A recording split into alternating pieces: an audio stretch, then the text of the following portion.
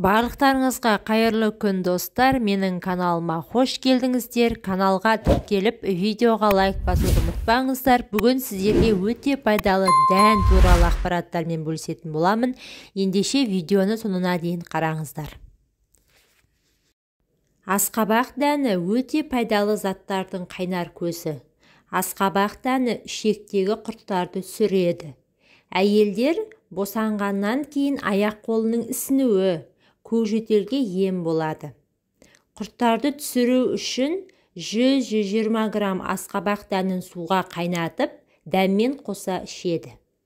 Көкжөтелді емдеу үшін асқабақ дәнін әбден кептіріп үгітеді. Ұнтақты сумен араластырып, күніне бірнеше рет қабылдайды.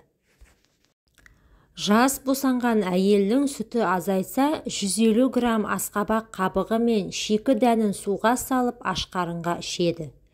3-5 күн ішкеннен кейін сүттің мөлшері қалпына келеді. Артық салмақтан арылтады. Асқабақ дәні өсімдік ақуызы мен жасұныққа бай. Ал бұл заттар өз керегінде ағзадағы майды ерітіп, артық салмақтан арылтады.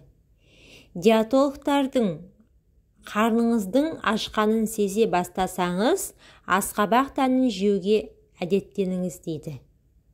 Оның құрамындағы пайдалы заттар ішектің жұмысын жақсартып, зат алмасуды реттейді. Диетолог мамандар күніне 7 дана асқабақ дәнін жесеңіз, көңіл күйіңізді керемет көтереді дейді.